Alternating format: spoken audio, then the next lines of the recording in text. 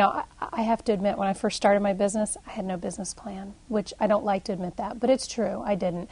I had some ideas in my head, but I also had a customer. And most people that start a business don't have a customer right out of the chute.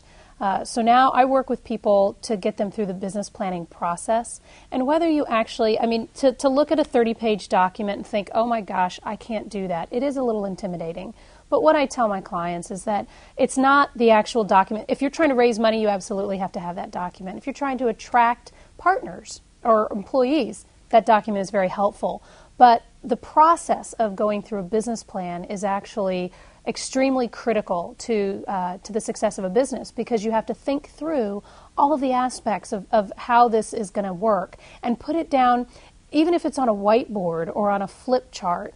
Writing it down and looking at it, number one, it adds commitment to it, but it sometimes you can think something, and then when you actually write it down or say it, it doesn't make any sense. So it really helps to, if you don't write a business plan, you at least have to go through the business planning process and think through all those things.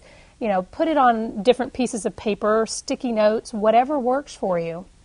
But absolutely go through all the sections of a business plan and think through how you're going to address that. Because I've seen companies that say, I've got a startup company and I'm going to market this product to hospitals myself.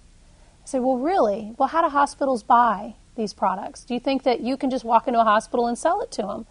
Well, it's much more complicated than that. And unless you think through that, you're going to start knocking on the doors of hospitals and find that there's different buying processes that they have that could save you a lot of time if you just did your research and did your homework.